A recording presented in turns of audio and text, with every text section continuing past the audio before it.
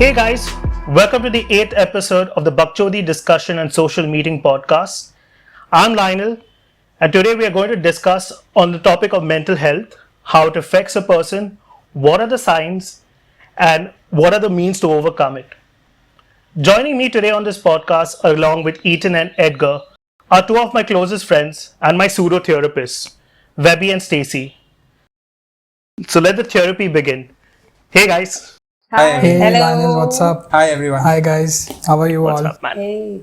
Right. So before we dwell into our discussion, I just like as usual whenever we start a podcast, we want to know how you guys are doing. So since you guys are a mehman today or mehman bhagwan hai, Atita Devo Bhava.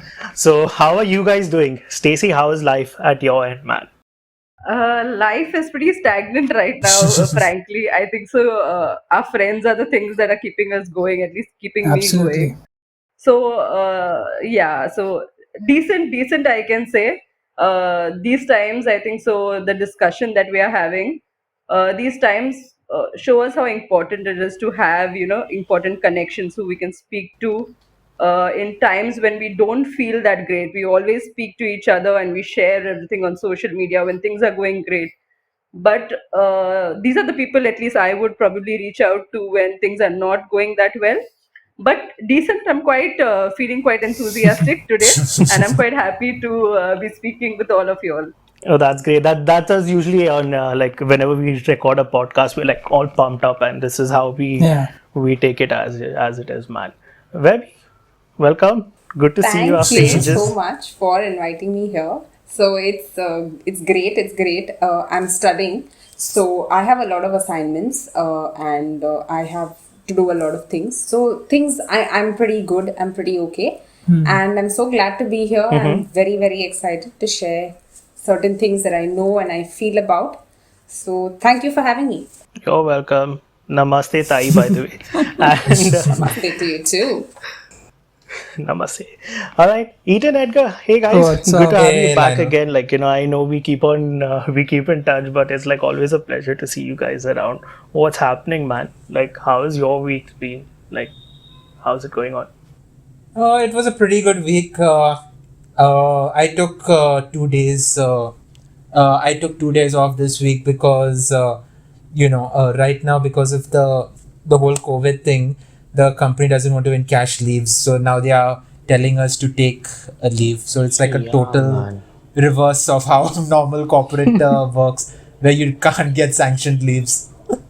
Right. Typical this, but that's what's going on across the globe also, man. Like it's like if they have like no work, they're technically telling you to take a leave so that later on when there's intermittent workflow, then you kind of this have Yeah. resources to uh, address that issue.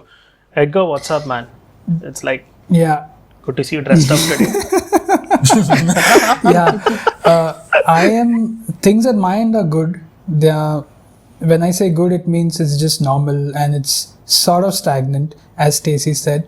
But what is making me very excited today is that we have our first guests on our podcast, that is Webby and Stacy. So I'm very excited to have both of them. It's been so long that I've spoken to them. I mean, after how long are we talking? Maybe in 2016 was the last time we spoke. Yeah, I'm sure. No? Like And 4 after years, that- for sure. Maybe in After 2017 again, Probably, I guess. Yeah. Yeah. But yeah, it's very nice to connect with your old friends, and I'm very excited to have you guys on the podcast. So yeah, Thank you Pumped for up. having us. Welcome, guys. so what's happening with you, Lionel? Yeah, so yeah, about me, like I've been busy this entire week as usual, like normal work and trying to get a lot of deadlines out. And then yeah, I've been listening and reading a few articles on immigration and stuff like that. And one article that actually, so I'm addressing a few healthcare concerns across the globe in my work currently. And something that has caught my mind recently is that depression rates have gone up, and so is suicidal rates and stuff like that. For the listener out here, I had looked up a fact on the net, and in America the suicide rates have gone up by 1.6% this year, which is pretty alarming. And they have blame, and the entire focus goes on to COVID being a major part and factor of it. Okay. And yes, COVID has amplified stuff, like they've amplified your recession. They've not looked recession, your economies are down and stuff are down. People are literally jobless at this point in time. Yeah. And it's very, very alarming. And we've just gone through World Mental Health Day recently. Right. And so I thought of like let's kind of address the elephant in the room and let's talk about mental health. Not many of us want to talk about it, True. but yeah.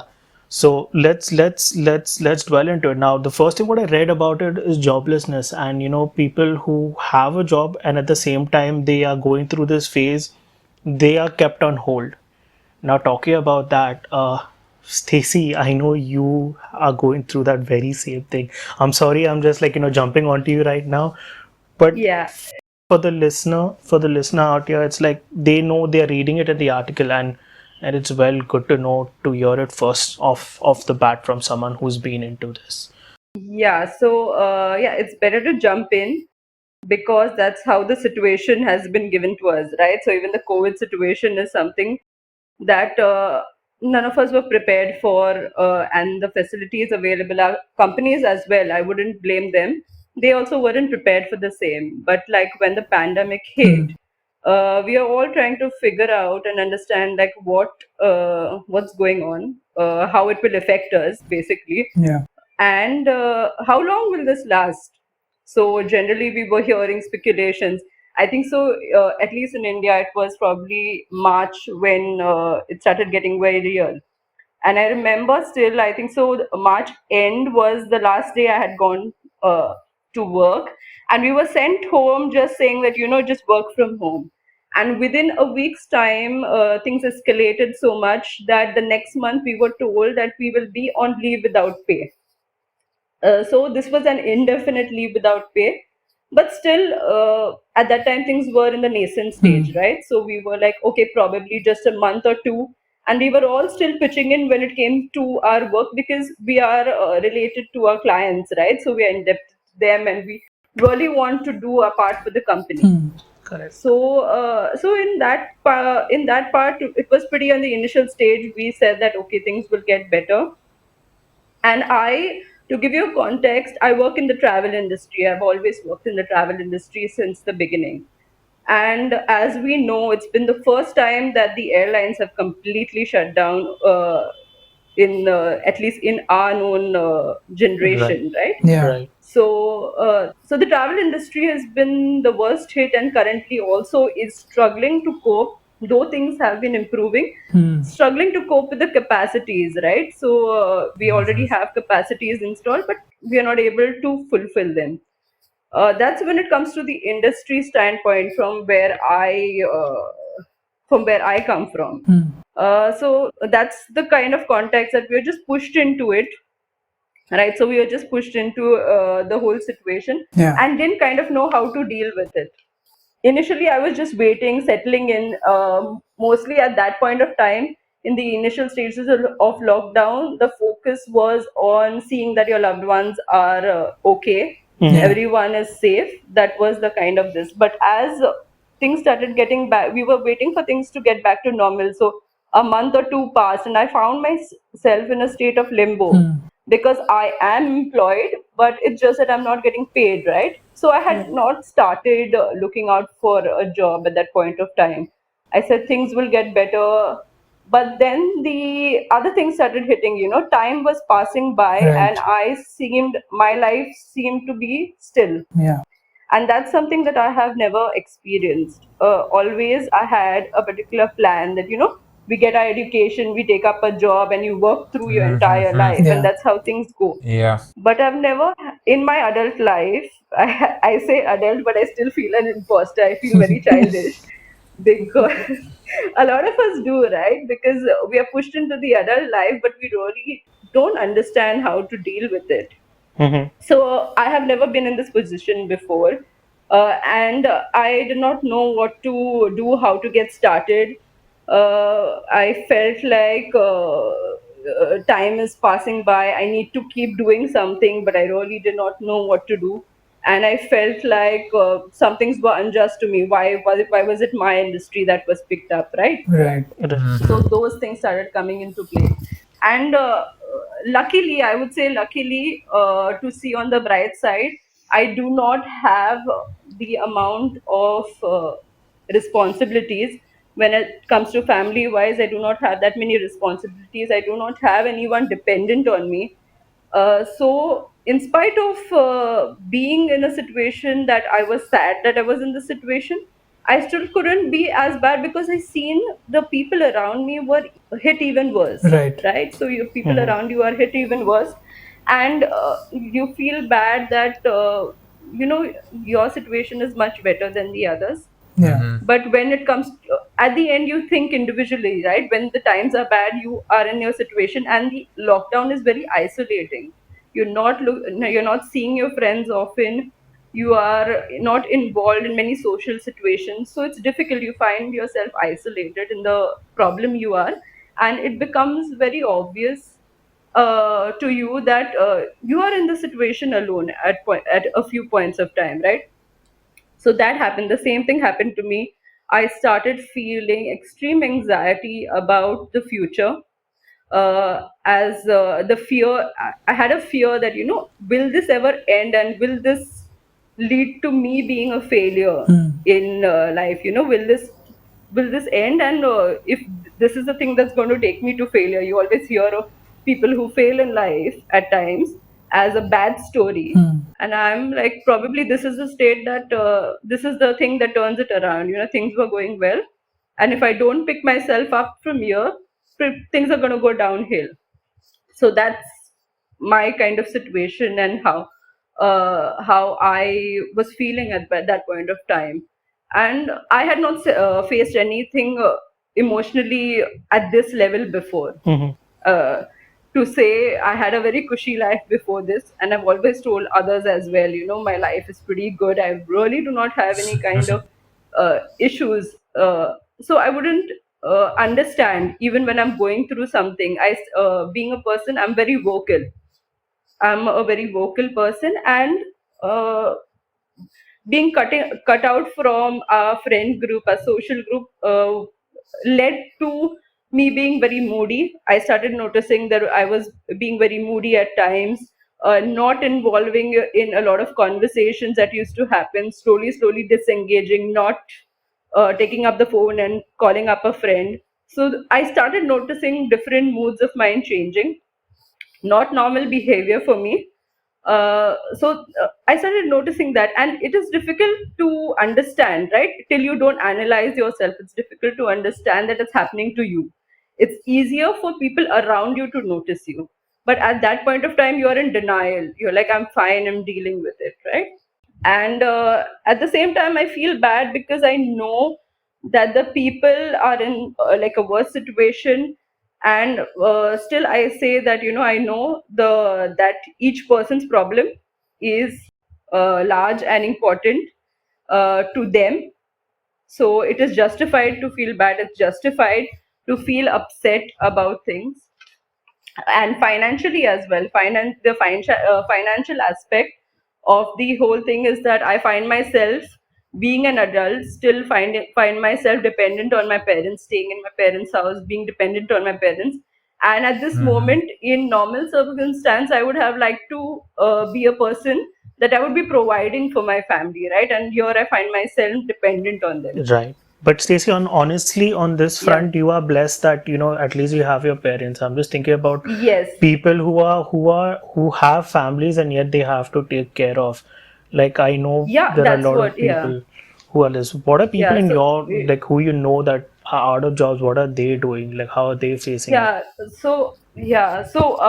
Once we had a call of the entire companies, right? So our company, all of the employees had a call. This is, I think so, 2 or 3 months into the whole leave without pay thing and the lockdown Mm-hmm. that happened. And I'm pretty new, right? So I was still about 1.5 years into the company, and we had people who were working for about 10 years for the company, and I'm listening to the seniors of mine Mm-hmm. who are on a call and who are crying. These are grown people. They have families, they have children Mm-hmm. who are dependent on them, as well as elderly parents who are dependent on them. Yeah. taking medications, children who have to go to school. And I have heard of them doing daily wage jobs just to make ends meet. And that's when it hit me very hard, right? That, our situation around us, how grateful I am to what I've been given. I'm currently in a much better situation when it comes to a lot of things. So I've heard of such stories, and that really breaks my heart, because we really don't understand what goes through. We feel bad for ourselves, right? I am in the particular situation, but to see that because of you, your family member or someone who is dependent on you, like your child, is not getting a particular thing, or not able to follow up in the next term of education, it's very heartbreaking. It's very heartbreaking and very, very difficult, I feel. So I really give it out to those people who are fighting it out every day in order to make ends meet. And it's difficult. I hope, we are able to help them in a certain way. And these kind of talks bring to light the kind of importance that we should place on mental health, And because mental stability as well is a huge factor when it comes to being strong. It's not just the external things. right, right. So on that front, that is more on like, people who have like who are right now in limbo.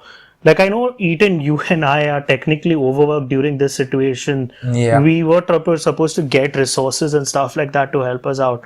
But like we have a job, but then yet there are days that we are sitting till like 11 or 12 in the night, and people are spending as good as 14 hours, 15 hours. And like we're literally burning ourselves out and overworking. What is your thoughts on that? How do Yeah. you feel, like how is your mental health going towards in this aspect and this Uh, front? So basically, one observation is definitely in March. What happened is, as soon as everyone realized how serious this virus was, we go. There were some industries that were not affected. So me and both of us work with the. We are kind of like a KPO where we help with the research Right. of foreign customers. So for us, yeah, there were still services, but my company specifically did have like a lot of our clients all of a sudden said that we are not certain about the environment, so therefore we don't want to continue with the contracts. So like that, there was a lot of uncertainty. Definitely, we lost a lot of people in our team. Were transferred. So definitely because of that, because there was such uncertainty in the whole system, a lot of us didn't really get very good promotions or increments. So that one I think was a major issue with us. Like in the previous financial year, we were working really hard, etc., to basically try and earn something, make something with our lives, and then all of a sudden, out of nowhere, we lost it. I mean, we can't even blame the company because they are also dealing with uncertainty. Right. And I think also right now, one thing at the bottom of my mind is I'm getting work, I'm working hard, but it's like next year, are we actually going to get anything, or is it going to be like we are not? The company is going to just tell us, listen, the business still hasn't picked up, the economy still hasn't recovered, so what do you call this? You're not going to get anything next year. I think that's one thing that is causing anxiety with me. Another thing is also that we are being asked to do a lot more with a lot less. Basically, if one person was assigned to a job, now they are assigning one person to two jobs just to get that little bit of extra out of them. So a lot of people are working hard. A lot of people are working longer, Yeah. and I think also, Another thing, yeah, what I'm seeing also is that, let's say, for example, if they have like a job worth X amount of hours, they are cutting it down and they're giving a discount so that they can get in more clients and stuff like that. And then yes, that yeah. is not transpiring onto us. This is more on the company aspect and front. But in terms of depression and in terms of mental health and all, I've seen a lot of like it's my observation at this point. Like every month, someone or the others on a long leave in my company. They're like, they either have to take care of a parent, their parent is not well, or someone is not well, or they are overworked themselves. They just cannot get up in the morning and then they say, hey, I cannot come to work today. I've got a bad headache. This has happened to me at times, and this has happened to others at times. And you're just burning yourself out. You're burning yourself out. You do not know your job is going to be there or not. You're just making money for today. You're sort of saving it, but then you have your expenses also at the same time. Now, that is more on the job front. Now, let's say, for example, now I know, Edgar, you were supposed to.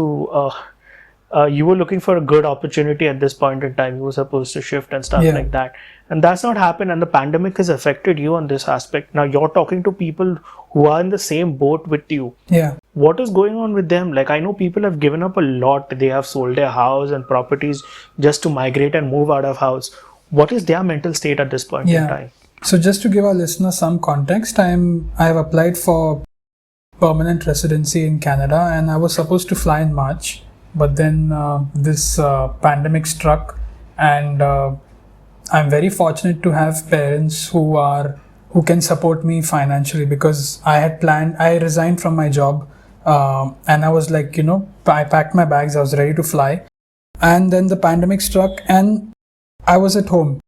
I was searching for jobs at home. I did other things. I fell into a lot of depression, but that is momentary depression, not like the real depression. But I still kind of managed somehow. I am part of many groups where there are, people who are married, they have kids, they have families abroad. So one case is, as you said, Lionel, people got so depressed, they sold so these are the type of people who, they sell their property, they sell their cars, they remove their kids from school, they give their resignation, and they're ready to fly. Now, when a pandemic like this strikes, these guys have to dip into their savings, and their savings are not unlimited, right? I mean, it's going to get over at one point of time. So it really adds to the stress, and it's a very tough situation to be in. That's one side. The other side is there are people who want to get, who are married already, okay? They have their partner in, say, Canada, in my case, and they are stuck in India. Because no flights are operating, they are stuck, and they cannot, reunite with their families, and they have to live without their families for months together. So I heard of a case where, this lady, she was in Canada, and she gave birth to her kid, and the husband couldn't join them because of the pandemic. Wow. And so many sad situations you get to see, man. Another thing is people who want to get married, they also can't get married. They have to cut back on the big fat Indian wedding, the guests, and all that kind of stuff. So it's really the situation what I saw. This is my perspective. This is what I faced, and it was really, really bad. Right. But then this is now like we've spoken more on the pandemic front, and the pandemic has just been around months. Now, mental health has been around since quite some time, and people have been facing through it for quite some time. Like, it's been going on. Webby, you're one person who I know who's part of this battle and part of this war, and you won it. You won it so Yes. far. How would you define mental health to the listener out here, and the whole aspect of it? So, according to me, mental health, and I'm not just saying it according to, I agree, according to mentalhealth.gov, mental health includes our emotional, psychological, and our social well-being. So, it can also entail the absence of mental illness when you talk about mental health. But the issue that comes up is that how do we look at mental health? How do we feel about ourselves? How do we feel about others with us? How do we feel? How do we talk to ourselves? So, mental health is not just the absence of a mental illness, but it's also about your everyday life and how we feel, how we do things, how we react to certain situations, how we perform certain activities, why I'm doing a particular thing, why that person does not want to do that particular thing. So I think mental health transpires into everything that we do and Yeah. in everything that we feel in and around Absolutely. us. Absolutely. I think that is my take on mental health, and I have been someone who has been going through this for a while, way before the pandemic. To be very honest, it has been going on for around 6 or 7 years odd that I have noticed that this was a problem. In hindsight, when I check myself and I see I have been going through this for a very very long time, and I have been dealing with this since a while now. However, the battle does not. It's not something that you just it's a battle every day. You fight it every day, and it is worth seeing yourself rise up every day, being able to do certain things that you thought you couldn't, being able to feel a certain way that you felt you couldn't. So yeah, that is what I feel about it, and that is what my take is on it. Right. Now, like you going through it, like Yes. if you see, if today, if I have to ask you on how do you identify if someone else, like if you know your best friend is going through the same symptoms Yes. and same stuff like Yes. that, how do you, what are the pointers, or what are the northern stars, like as I would put it, Correct. that would guide you to know that, hey, this guy is facing mental Yes. health? Yes. What have you gone through, Yes. So, of course, if to I be may very ask you, for honest, the listener out here? yes, to be very honest, it is different for different people. On a personal front, you cannot sometimes. I could not wake up in the morning. I could not perform simple tasks like even reading a mail would be difficult, and processing what is written there would be difficult. Wanting to simple tasks like even wanting to take a shower, or even wanting to you I would just want to be uh, lying on bed all the time. If a friend does not reply to you for a very long time, it is very important to check on them. I would just want to be cut off from society, not want to talk to anyone. Bouts of crying, bouts of feeling uh, like there is someone behind me constantly when I'm awake, telling me that you're a good for nothing, uh, you're worthless, feelings of worthlessness. So if there is someone who is saying this to you constantly, that I do not deserve Yeah. happiness, I do not deserve love, I do not deserve these things, I'm not feeling like eating properly, I don't feel hungry, I just want to sleep. Weird feelings of fatigue. And if you notice these things, I think these are the pointers that will make you realize that maybe this person is going through something, and that person needs to reach out, or you need to reach out to that person. Right. Now, you were talking about, like, constant feeling of someone putting you down and stuff like Yes. that. Where do you think this would come from? Do you think it comes more from societal? Do you think it comes more of from your aspect, or it comes more from, let's say, office? Who, what are the main factors? Who are the main root causes for it?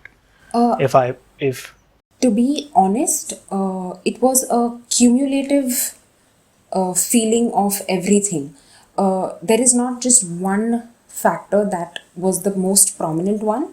So sometimes it's the way you feel and you think about yourself. It is the way others treat you also, adding to it, as well as how you see yourself in the eyes of others, or how you are treated. And so it is a culmination of all of these factors coming together Right. that sometimes will make you feel. So if someone at office, if you feel low about yourself, and that's the one day you go to work and someone tells you, hey, what are you doing, why have you not done this properly? Now that may be normal to someone else, but for you that's like the end of the world. So it is a culmination of, I think, all of the 3 points that you just said, Leo, to be honest, and many, many more things. Uh, Sometimes to be very honest, have had great support from my family, but many people have not, who I've come across, have not been able to or have not got that kind of support from their families. So in that way, coming from how Stacy spoke about the work side, I'm very grateful that I've had a family that has been able to understand mental health and has been, you know, giving me the strength to go on and to deal with it. So I did not spiral into another section altogether. Now that we spoke about the symptoms and how to look at it, Eden, remember you and I were discussing when before we touched upon this topic, we had spoken to another colleague of another friend of mine who's a trained psychiatrist. I think so. She had given us some points like what were the symptoms that she had listed down for us for mental health.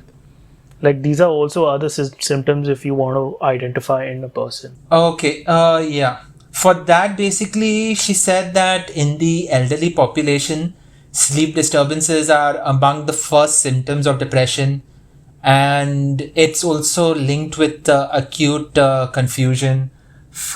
Basically, sometimes there's falling, bowel and bladder problems, etc. So, apart from that, I think more general symptoms include persistent sadness, frequent or unexplained crying spells, a sense of hopelessness, problems with sleeping, loss of interest or pleasure in ordinary activities, fatigued or decreased energy, difficulty concentrating, remembering, and making decisions, etc.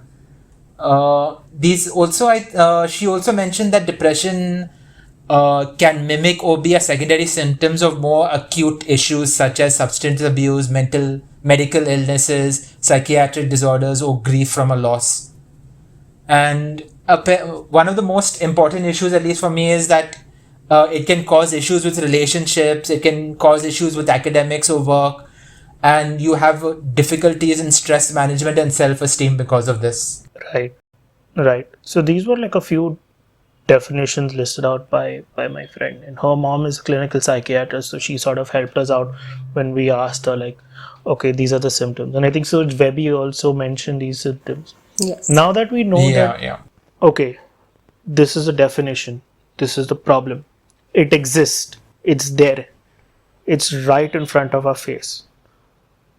What are the importance? What is the importance? Because I feel uh, people just don't know the importance of mental health. So, Webby, could you elaborate on the important aspects of mental health and why it Absolutely, is? absolutely. So again, coming from a very personal point of view, because I have noticed this when I have gone for therapy and I have spoken to my therapist. Mental health is very different or looks very different on different people. When I speak about them going through a particular problem or a particular or more than one problem. So it can look very different to very different people. So again, I'm coming from a very personal point of view. I have fought with it for some time and I feel better now. So I'm in a space where I can speak about it without feeling emotional or without feeling, let down. There were times where I felt that it was not supposed, I had to hide it. uh, and I think I also mentioned it to Leo before, that I thought I had to hide it, and I thought that people should not know that I'm vulnerable. However, the fact that we do this or we hide it from ourselves or from others makes it even more, we pressurize ourselves even more, unknowingly or knowingly. We pressurize ourselves even more, and that can be a factor that aggravates your stress that you already have. So the most important thing is to understand that everyone is probably going through something emotionally, mentally, physically, uh, and that can stem from your mind. What I have also been told by my therapist is that our mind plays tricks with us. Our mind is designed by the Almighty, the universe, in such a way where it plays tricks with us, that it makes us feel certain things in certain ways. And that is why it is very important for us to voice it so that people get the required treatment or get the required help at the required time before it's too late. As Leo mentioned earlier, we also have a lot of suicides. The pandemic being a major cause to a lot of these things, but mental health is not just happening now. It was there earlier, and it is also because a number of people look down upon someone. If I talk about mental health, if I say I'm ill or I have a stomach ache, you will tell me, okay, because you understand what a stomach ache is. But Right. because our mind is not similar to everyone else's, people do not understand that. And that is why it is very important to let that person voice it out and not to judge. Do not judge someone for what they feel, because they may not feel the exact same thing as you. But the fact that they are voicing it out may allow them to get the required help at the required time, and it can save a life in extreme cases. Uh, that is how important mental health is, because everyday actions can trigger many things. So that is how important I think mental health is. So you're saying people should have empathy for other people. Absolutely. Not being judgmental, being empathetic, being just giving out a shoulder or just listening to someone Yeah. can But then- can work wonders. Yeah. Yes. But then mental health really is a taboo nowadays, and that is actually the elephant in the room, and we need Absolutely. to. I mean, people are not talking about it, and we need to actually talk about it and openly, freely, and discuss it. Yes, yes. And that is why I've realized after okay, now it's not that I'm completely out of it. I do feel bouts of it. It is a battle that I this thing every day, but I know how to get around it, and I feel better about myself than how I used to before. And because I am in this position now, do I feel that it is not taboo? Right. Because I realize that there may be. So it took me a lot of time also to understand that it is not taboo. Yeah. Another thing that I also came to realize is that sometimes a person needs help. You cannot help a person also unless that person wants to help themselves. That is something that we need to understand. Personally, again speaking, I was extremely glad that Stacy was someone who reached out to me, and I also felt a little bad that I could not reach out to her and tell her as much as I would like to. But it may be different for someone else. Some people may just cut your call, or some people may just not want to talk to you. I remember, going back to Stacy and letting her know about these things because she reached out to me. Now, if a person is cutting themselves off in a way that you find is dangerous, see, intrusiveness is fine. You do not want to get into a person's personal space. Respect that. However, when you realize that that person is completely cutting themselves off, or there is a drastic change from their behavior which can lead to harm, there is no such thing as intrusiveness. Then I think you totally have to move in, and you can saving someone's life, I think, is the most important. I'm talking from the other spectrum, but intrusiveness, I think people know and understand this, and have a connection. So I don't think that there is a problem in being intrusive. I used to always go back because I realized the importance of my friends at that time. But if a person, and I think you will know if a person does not want any sort of intrusiveness from you. But if you realize that there is some harm that is going to happen, there is no such thing as intrusiveness, and I think you have to go all out. And I think also another important point is, like, if you tell someone you're depressed, I think one of the first responses will be like, what do you have to be depressed about? Absolutely right, Ethan. Absolutely right. One thing was that Amir Khan's daughter actually announced on social media that she was depressed, and she even said that I've been doing I've been taking treatment for 1 year, and normally people would say that I'm not a person who's should be depressed. So I think one of the key takeaways is that depression can go after anyone. It's not like you don't. Absolutely. It's probably you can't just say that you have nothing to be depressed Absolutely, about. Eden. Yeah, it's like common flu. Like Yes. it's there. It's It's right there. there. It's there. And coming back to Webby's point on someone who's keeping it ebbed up, let me be like I usually do that, but then I vent it out at the end. And the whole reason of this understanding of keeping it ebbed up is bad. Is like the other day I think so. I may be wrong on this front. Is like I was speaking to my friend and she told me there is three levels of your mind. One is your conscious, subconscious, and unconscious. Absolutely. And to for a lay person to explain that to you is, let's say your conscious level, your conscious, unconscious, and subconscious level of your mind is like a building built downwards. So your conscious level will be your ground floor, Okay. subconscious will be level 1 basement, and unconscious will be level 2 basement.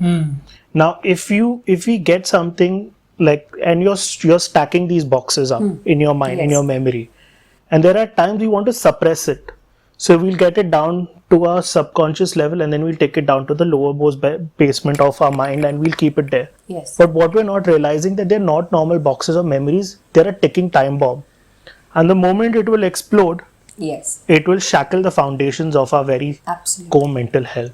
And that's why it is always good to let it out. Absolutely. And that is what we were talking about, not keeping it Absolutely. hidden inside you, and it's always good to talk it out. Absolutely. Now on the taboo front, what I feel is that it is sometimes that people take it like, okay, you are into depression, who's not?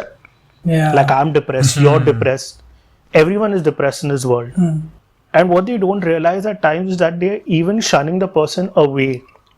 They're shunning him and they're pushing him into that corner, him or her into that corner, which should be really bad. They're basically trivializing the issue. So Right. it is become a word that is abused. Like, depression is like used very loosely. Correct. So Correct. that is also something that can be a problem when we do not address it properly, or we do not respect. I think empathy is the only way. Again, coming to Eaton's point, if I can just make one small point, coming to Eaton's point, where Eaton said that it can affect anyone. Again, from a very personal front, I also am grateful and I'm blessed that I do not have to pay bills at home. I have a family who takes care of me. I can study now. I do not, So coming from a place like that, someone would be like, there is nothing for you. You don't have to worry about anything. Why are you in a state of flux, or why are you in a state where, and I have been told these, and I have been, these things have been told to me.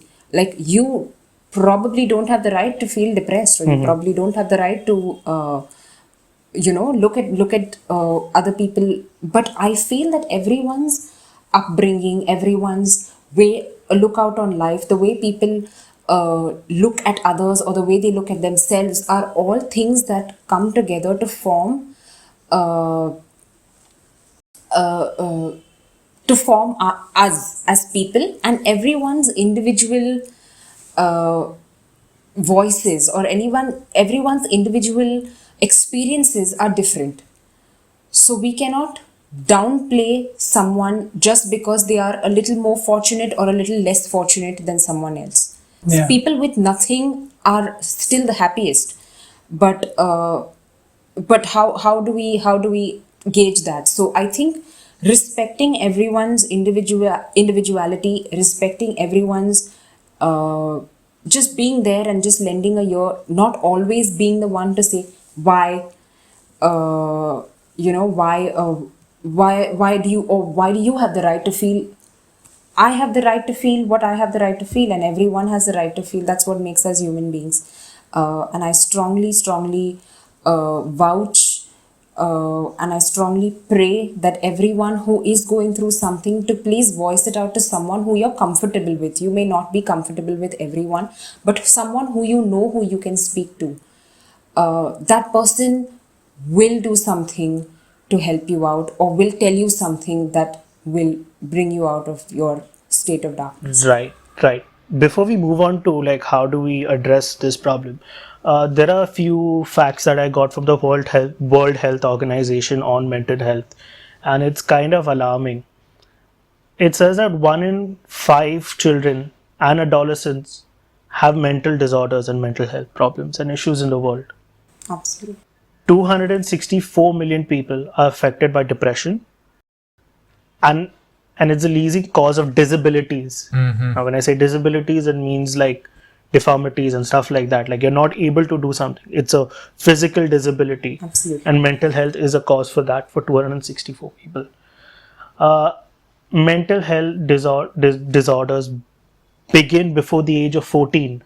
Oh shit. So it's also important to understand the environment a child grows up in, Absolutely. because that is the main problem for your mental health going in the future. Absolutely. Right. Again, 800,000 people die from suicide every year, mainly because of mental health. That's equivalent to one person dying every 40 seconds. And the age group between this is between 15 to 29 years old. So they're dying young. Another alarming factor. Mental health workers, mental health workers. Now we're talking more on the addressing part of it. Yes. How many workers are there to address mental health? And it's alarming for low income countries like us. For every 100,000 people, there are only 2 mental health workers. For every 100,000 people. That's very less as compared to 70 in the better developed countries. So you imagine, like, nobody is going to that field, or nobody wants to take up mental health to address it out here. Less than half of the 139 countries in the world have policies for mental health.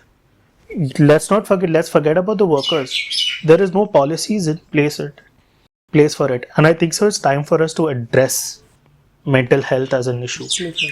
Now, coming from that front, what are the various things that we can do or a person can do if they know that, okay, fine, I have a problem, this is a symptom, my friend has a symptom, or you have the symptom? What are the things me as a person need to do to address, to get help? Okay. So, see, to be very honest, getting professional help is not something that should be looked down upon. To be very honest, I have had the most help from my therapist, and I also take medication. The therapist suggested this to me, so I went to to a psychiatrist who gave me tablets. Now, that person has done psychiatry. A therapist is not necessarily a doctor. Okay, so that is the basic difference. So getting professional help is something that is very, very important. It is not something that you should be looking down upon, and it is absolutely healthy, and it's a wonderful place to be in, because you are actually listening and getting ideas from someone who has learned about these things. So you know that it is a very, very professional, it's done professionally, it's confidential, and you are going to get solutions, and you will be able to cope up with these things. Secondly, connecting with others. So I may have not been the best at it, but I tried my best, Stacey. So thank you for being there for me during this time. Thank you very much.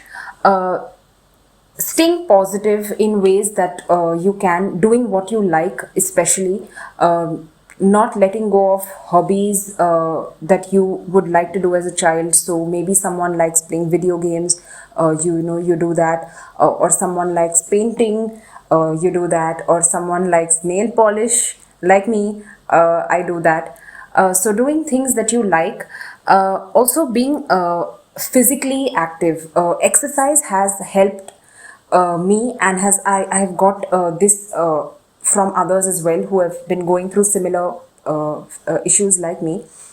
uh, uh, Exercise releases endorphins, which are your happy hormones, and it's like it's also helping you physically but also mentally, because it releases a lot of stress relievers. So being physically active, eating healthy as much as you can, will definitely uh, make you win at least a quarter of your battle in the mental health front. Helping others as much as you can, uh, if that is something that makes you happy, uh, playing with a pet. If you like animals, try and reach out and play with them. Or you love your grandparents, spend time with them. You love your boyfriend, you love your girlfriend, your spouse, spend time with them. Help them out in whatever way you can. Even getting a proper sleep is important. Now that is something that also can lead to, that is one of the causing factors. You may not get proper sleep because you are going through this. And medication is also something that can help you with that in a prescribed way, in a way that is scientifically given to you by a psychiatrist. Please don't go and treat yourself Yeah, for that's not a good idea. yes. So get a prescription Yeah. from a psychiatrist. And coping skills. So again, coping skills would be you doing what you like, you singing songs if you're happy in the bathroom. These are small things. They may seem simple, but for someone who is going through something, even simple things are difficult. Please do what you like. Live in the present, talk to people, and try to stay positive as much as you can. Be healthy, drink water, stay hydrated. Yeah, those are some of the things that we could do.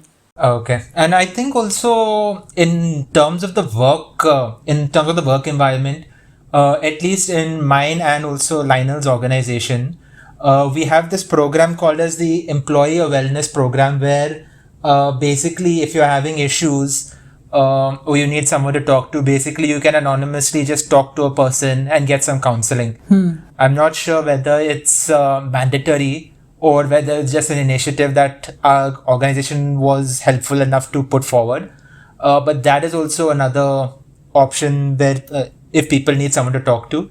And I think also in the work environment, if you're feeling overwhelmed, maybe take a few days off, discuss it with your manager, and just take a few days off just for mental health.